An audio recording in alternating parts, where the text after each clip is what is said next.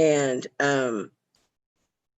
because she was like having her in a little pouch when she was cooking and stuff. Well, you don't need a fucking puppy by a stove. You know what I mean? Yeah. And so anyway, so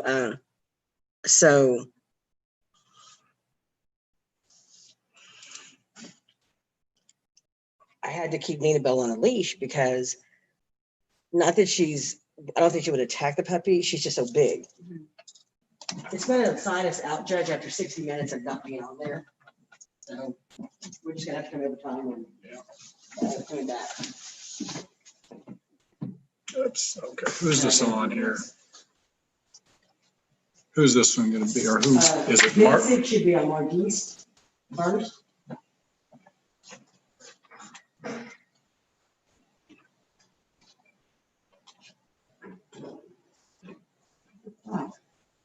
I just don't want to put it in there all night and then, so I went and bought like the size that you have for my dog that you didn't borrow. I went and bought him one because it's been cold and so I'm trying to bring it in. And I don't mind putting him in that one and put him like a mat. This is good. I just don't want him like dirty shit all over the bed, you know. I've already washed their bed like twice. Cheated them. So the thing with the crates is you shouldn't as a puppy, you shouldn't have a big one because it gives them too much room. Because dogs don't like to piss and shit when they sleep. Mm-hmm. So when I had Jessie and Amy Bell, I had it because it has like a little metal divider. Right. And I had it as short as it could be. And it was just enough to them to get in there. Judge, I don't know what's going on with this. It's no big deal for the probate stuff, but who would know about this? Dan usually does, he's not here. They're not here.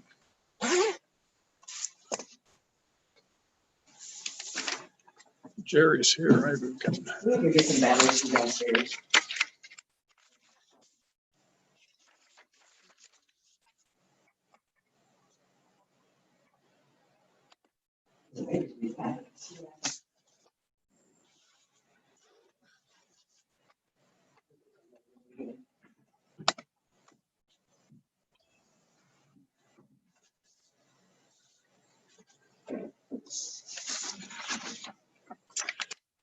Mr. Chef, if you unmute, whoop, you're still muted. We can't hear you, Mr. Chef. You're muted.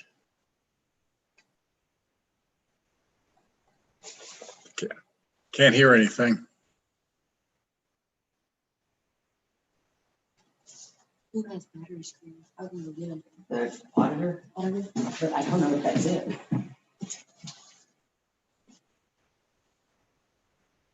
I'm wondering if it's because it's running so much.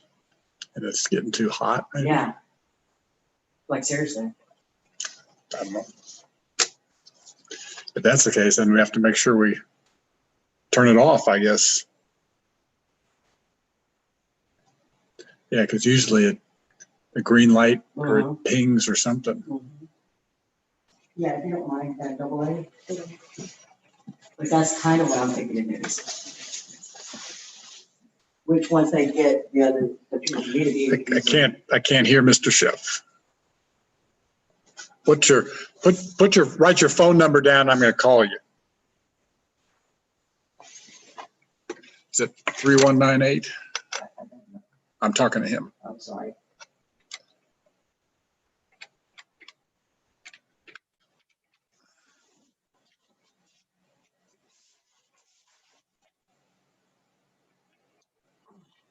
Yes.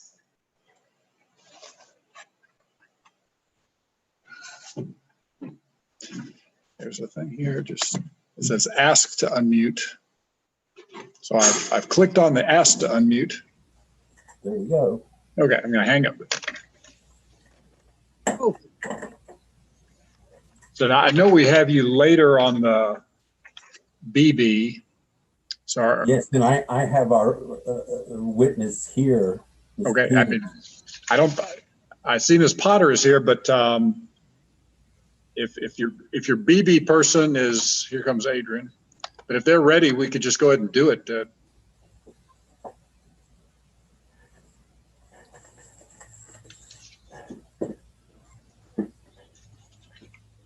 Morning, Judge. Good morning. If I get the file here. Afternoon, I reckon now, ain't it? Yeah.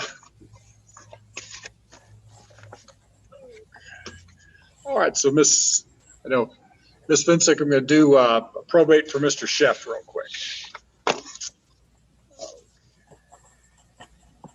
All right, let me get you to Mr. Peters to raise your right hand. Do you solemnly swear the testimony you're about to give will be the truth, the whole truth, and nothing but the truth so help you God? Yes, sir. Okay, you may proceed. Okay, and would you please state your name for the judge? Robert Allen Peters. And Mr. Peters, what is your relationship to Linda Beebe? She was my sister. And your sister was a long-term resident of Austin County, Texas? Yes, she was. And she died on November the 23rd of 2020 at Memorial Hermann Hospital in Houston, did she not? Yes, she did. And at the time of her death, she was 73 years of age? That's correct, 73. And as far as you know, your sister had executed a will in 2009, Yes, and we have filed that will with the court. yes, And I, in fact, was the person who drafted that will, was I not? yes, you were. And have you had a chance to examine the document that I filed with the court? Yes, sir. And do you recognize that to be the last will and testament of your sister? Yes, I do. And as far as you know, she never revoked that will? No, Okay. And at the time of her death, she owned real property in the state of Texas and some personal property. yes, she did. And the estimated value of all of it is fairly small, That's correct, yes. somewhere between $100,000 and $150,000. Yes, And at the time of her death, she owed no debts other than a debt secured by real property. no debts. Okay. And you are named as the sole beneficiary under the terms of her will, are you not? I am the sole beneficiary. Okay.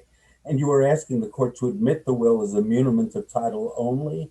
Yes, And that is because there is, at this time, no need for an administration of her estate. is no, there? there isn't. Okay. As far as you know, after she executed the will, she never revoked it?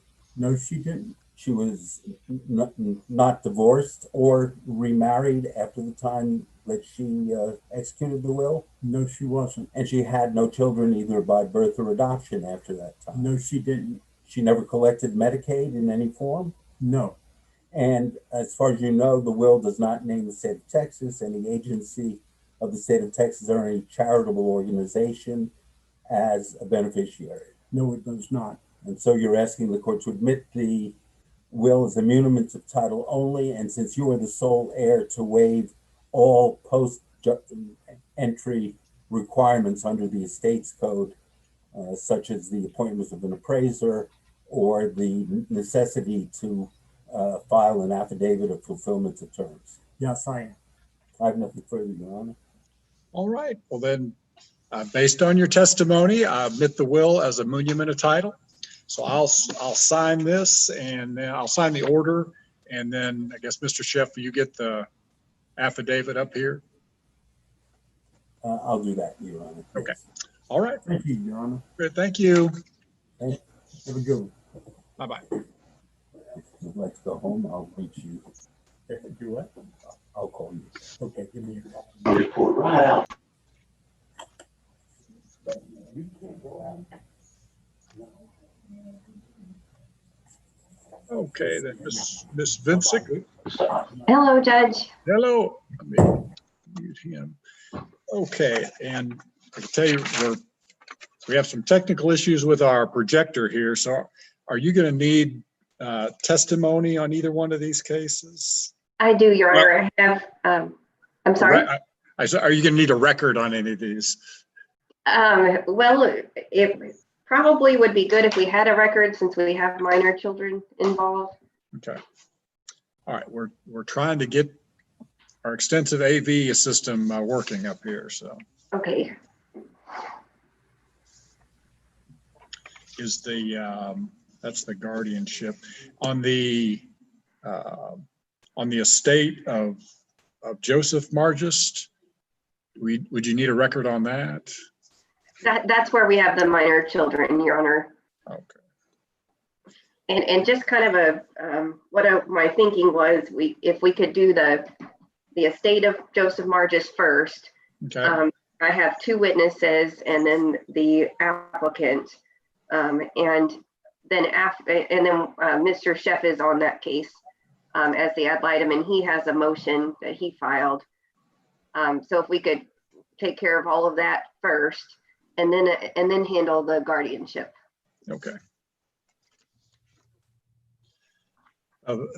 While we're working on it, I've just got to tell you what the problem is for Karina to see the witnesses. We, project this, use our projector and project it up on the wall so she can see people talking, and our projectors are not working. Oh, okay. Well, I guess, Mr. Sheff, do you feel like we need a record as the attorney for the children? I really don't, Your Honor. Okay. Okay. Get the right file here.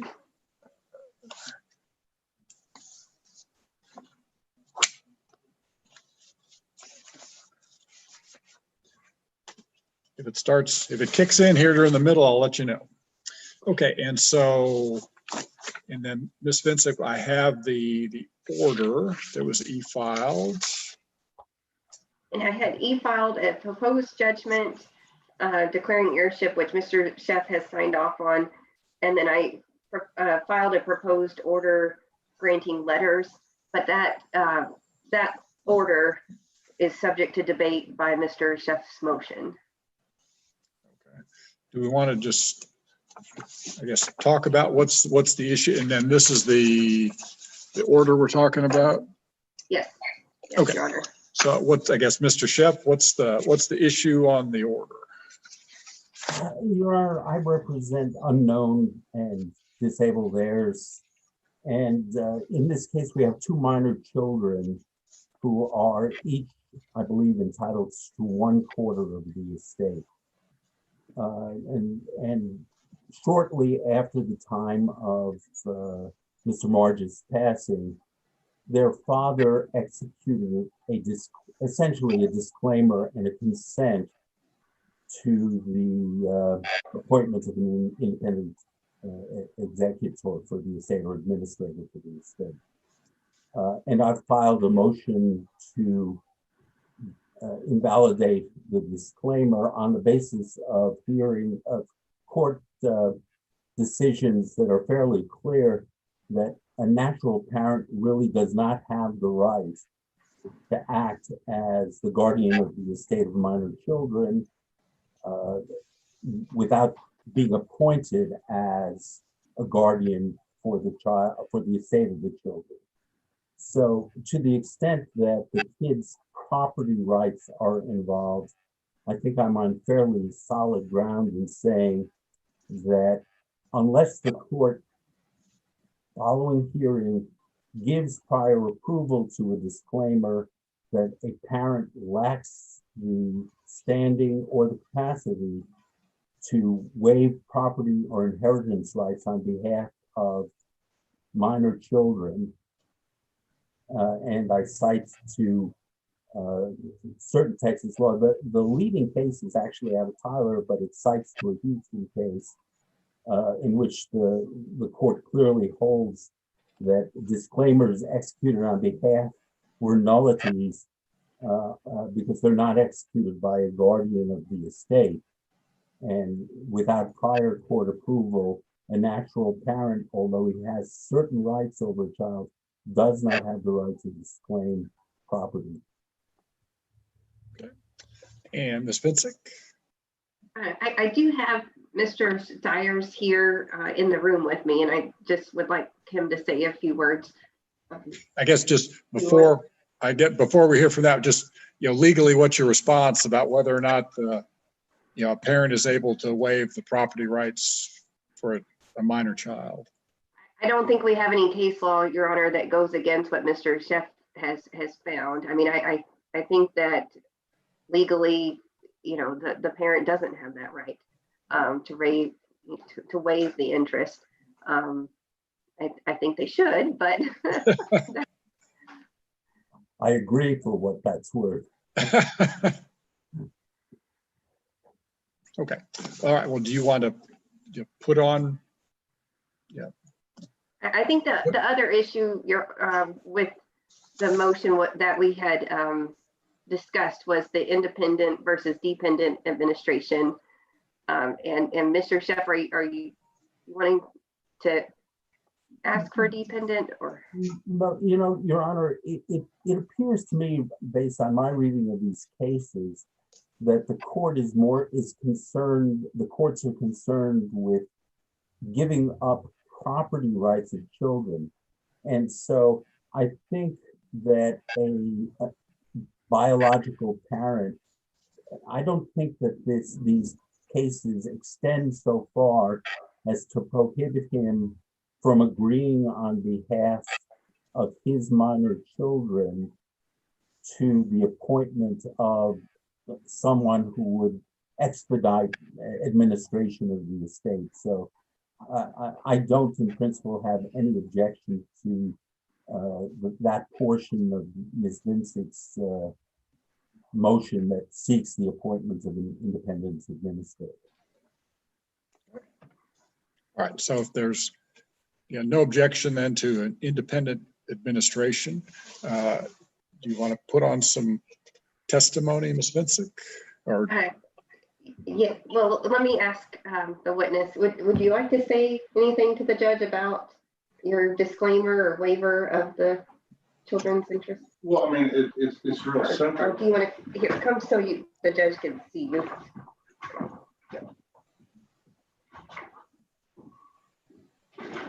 Hello, I'm Otis Kid Stires. I am the parent of Kerrigan and Chloe. And in my opinion, it is in the children's best interest not to be involved in the distribution of the estate of Mr. Margist, because there's so much involved. And really and truly, with all the paperwork involved and everything else, you're talking about a house, you know, in a car. The house has a large mortgage on it. The car has got a mortgage on it. In the end, there's little to gain and a lot of paperwork and a lot of distress for little to gain. I think the best option is for what is going on, which is for his son Justin to handle everything and to take ownership of whatever Kerrigan and Chloe may have possibly inherited, because that is in the best interest of everything involved, because Justin knows what's going on.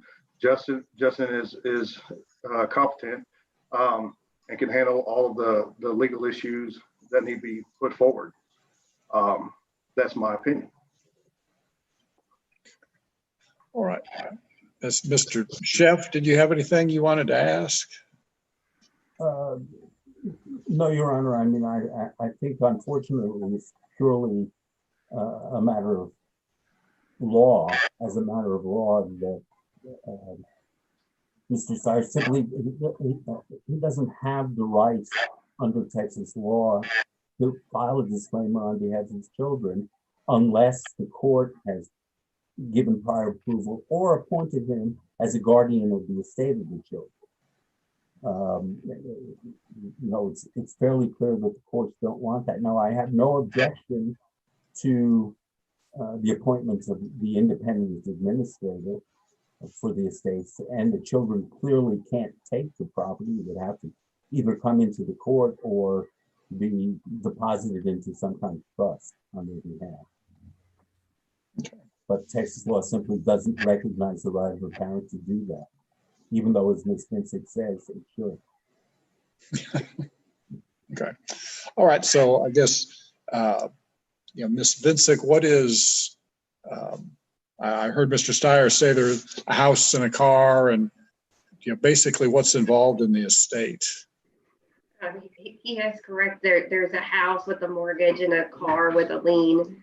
We've got a bank account that the last statement I showed had overdrawn amount. We've got lots of debts. So, I mean, I know that there will be some money coming from the Hippolyte Joseph Margist guardianship. But other than that, I don't know. We think that there might be a retirement account out there somewhere, but we don't know for sure. Basically, nobody was giving Justin Margist any information because he didn't have his letters of administration. So we really are unclear on what is out there. And you were proposing that Justin would be the independent administrator, right?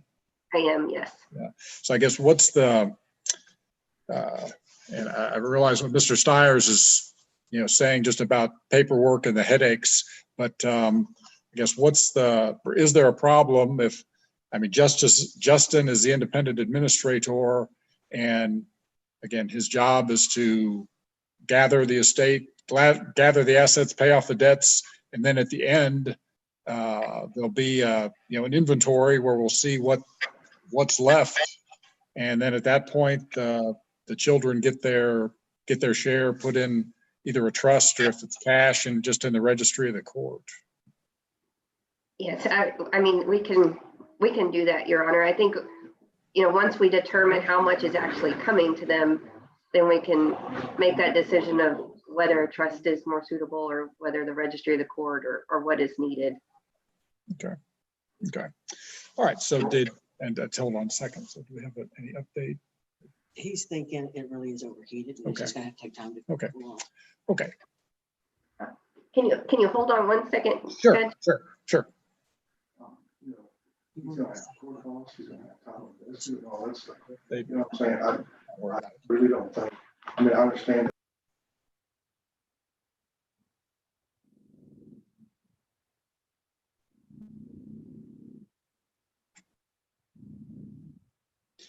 if you want to do anything, I'd have either Diana Groby or Judge Lapham come up so they can see again why we need more laptops and what the latest problem is.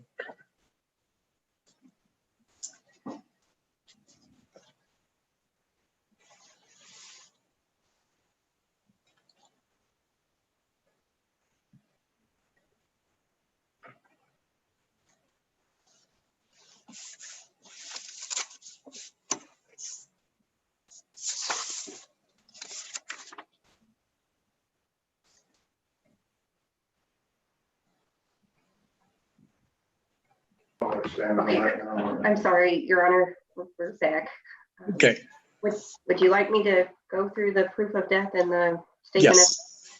Yes, please. I'll call Justin Margist first. If you want to maybe scoot over here, that way the judge can see both of us.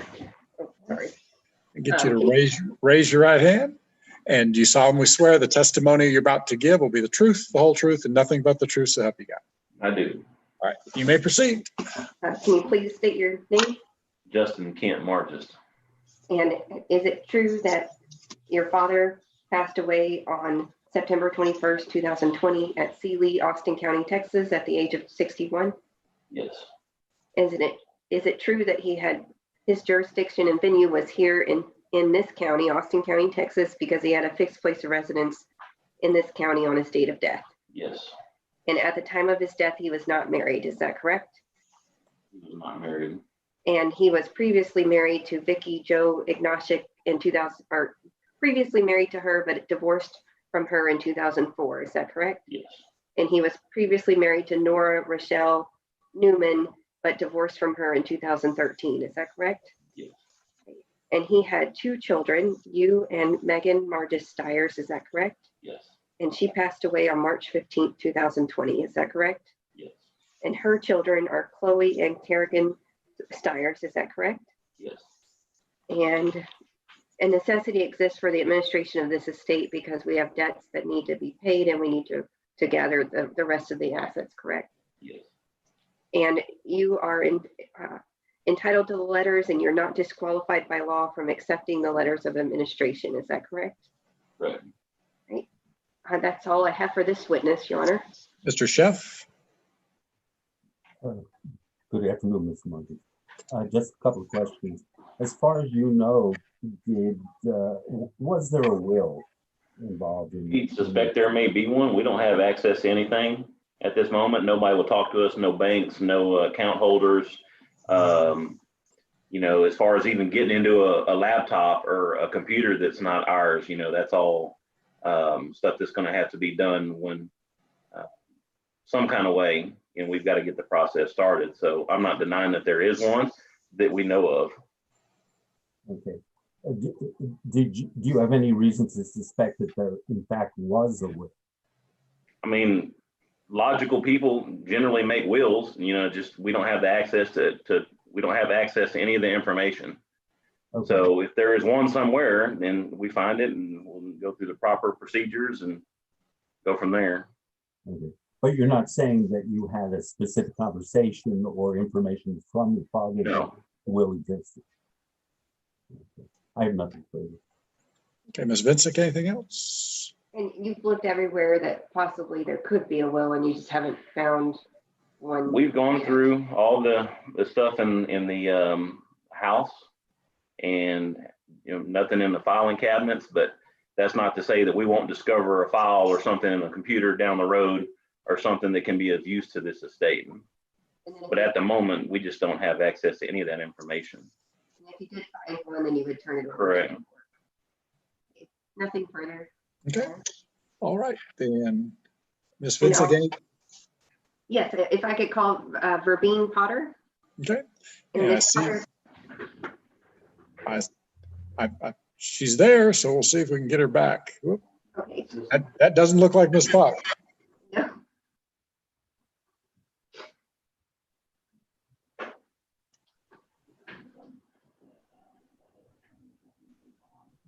Miss Potter? Yeah, it kind of looks like her screen is frozen up.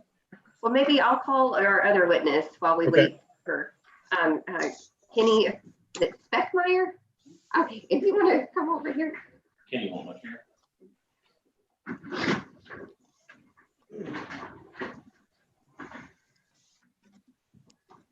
I mean, hi. Can you please state your name for the court? And let me get, and I tell you what, I just saw Ms. Potter. If I could get Ms. Potter back on the screen and Mr. Speckmeyer. Yes, sir. Okay, let me see. Okay, so Ms. Potter, can you hear us? Whoop, and now you're muted. You're muted. Okay, got it. Okay, now I can hear you, but I can't see you. Okay.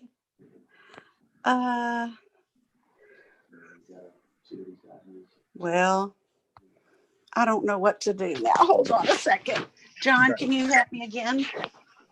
I'll tell you, we'll just, if you want to mute yourself again, or I'll just mute her here. Okay, and so Mr. Speckmeyer, if I can get you to raise your right hand, do you solemnly swear the testimony you're about to give will be the truth, the whole truth, and nothing but the truth, so help you God? I do. All right, you may proceed. Can you please state your full name? My name is Kenny Speckmeyer.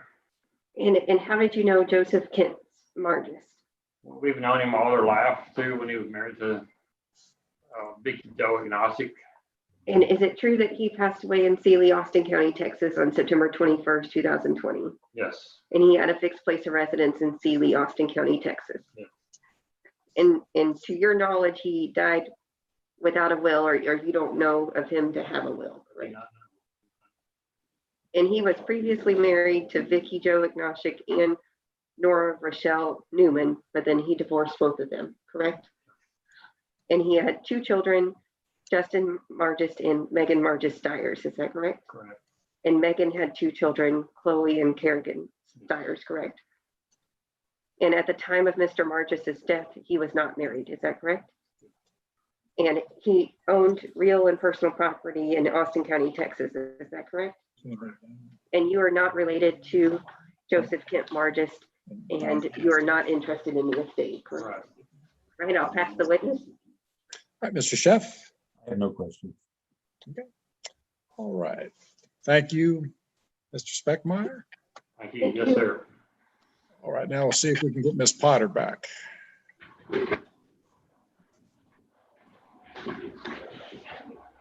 Okay, I'm still here. And I can hear you, but now I was able to see you for the past half hour. Now we need you and I can't see you. John, can you get me back? Okay, I'm getting help.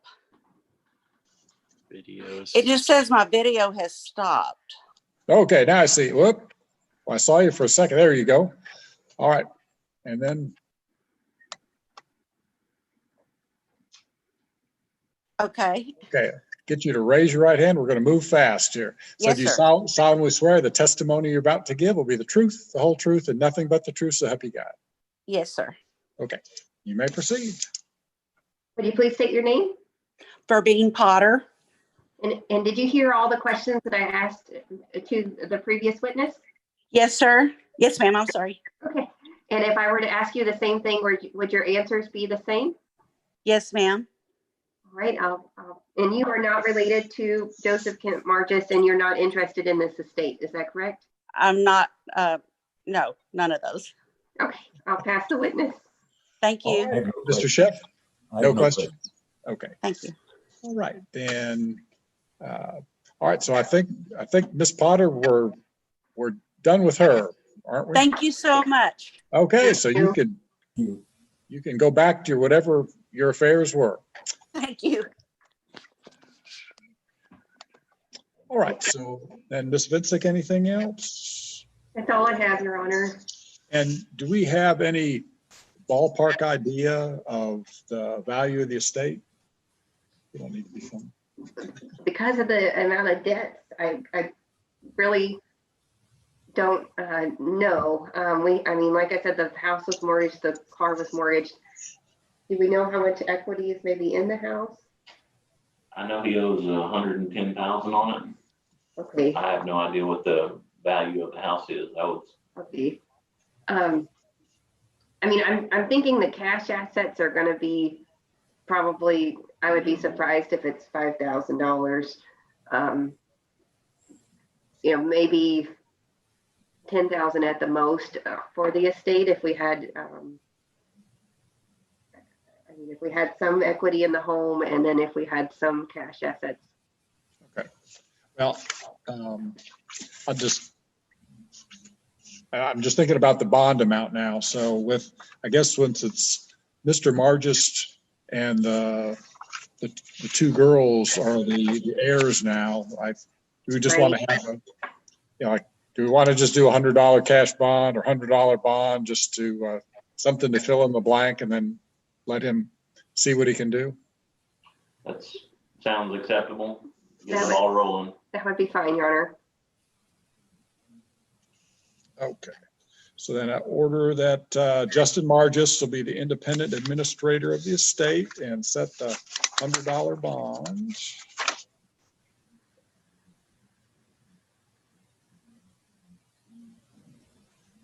And did you want to put on any other testimony on the airship, or I kind of? I think we covered that, Your Honor. I think you covered it too, so I just wanted to make sure you didn't have anything else. And then I have Mr. Shep's fees in here. And I have no objection to that, Your Honor.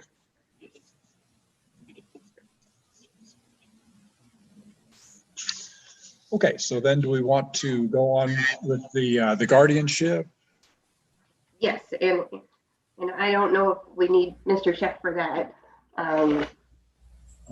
I really don't think so, Your Honor, and I have a COVID shot going into my arm here in about 10 minutes. So. All right. Right, bye. Thank you. All right, bye-bye. Thank you.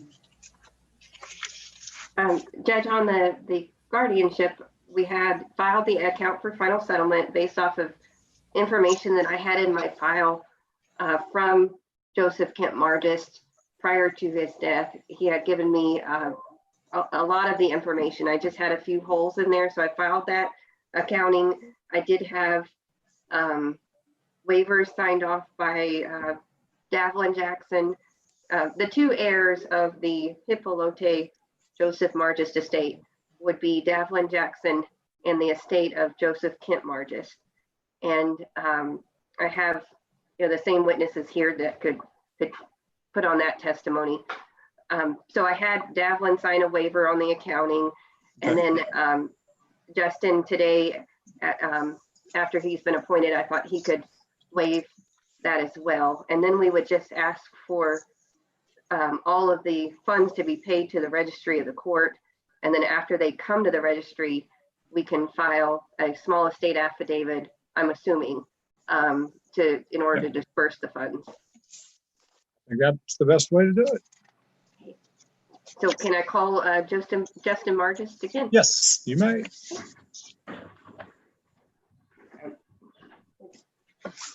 All right, and he's already been sworn, so you may proceed. Would you state your name again? Justin Kent Margist. And you are the son of Joseph Kent Margist, correct? Correct. And your father had one sister, Davlin Jackson, is that correct? Yes. And your grandfather was Hippolyte Joseph Margist Jr., is that correct? Yes. And Hippolyte Joseph Margist Jr. had no other children other than your father and Davlin Jackson, correct? He did not have any other children. That name gets people twisted up. It's actually it sounds like it's Epolitan. Okay, I'm pronouncing it wrong. I'm sorry. But other than those two children, you didn't have any other children. Yeah. Okay. And you have seen a copy of the accounting that I prepared, and you are okay with waiving service on that, right? Yes. All right. That's all I have, Your Honor. All right, great.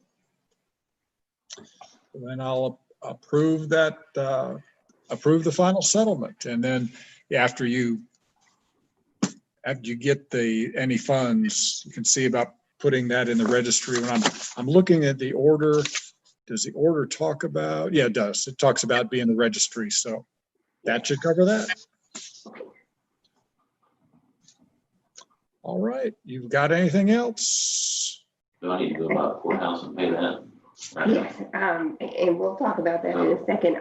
So Judge, I would just want to make sure we've got the order approving account for final settlement on the Joseph Margist Jr. Yeah, so we got this. Okay, yes. Okay. And then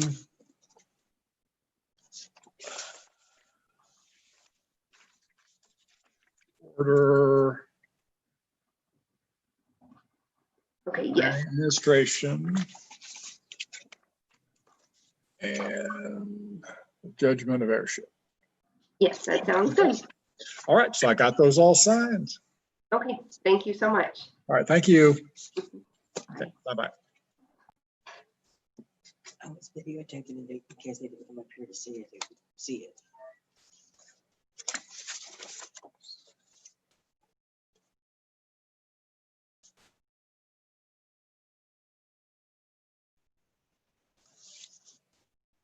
You know, that was, did you know Megan Stiers? She doing anything? She was an attorney here. No, I did not. Okay. Because she's the mother of those two children. If you look out in the hallway, I saw the picture. I heard about it. yeah, so she just died not too long ago. Mhm. And so she was the heir of Joseph Kent Margist. So since she died, her kids would get her share. You know, they're one of these unusual cases where fortunately, the father of the children, her husband, is very well employed and well off. That's why he was saying, "Can I just give the money up? You know, it's not worth me jacking with." Right. But you don't see that happen very often. There's another hearing that should start. Oh, past started. It starts at 2. Nobody's. It's a different hearing. Oh, so I got to get out.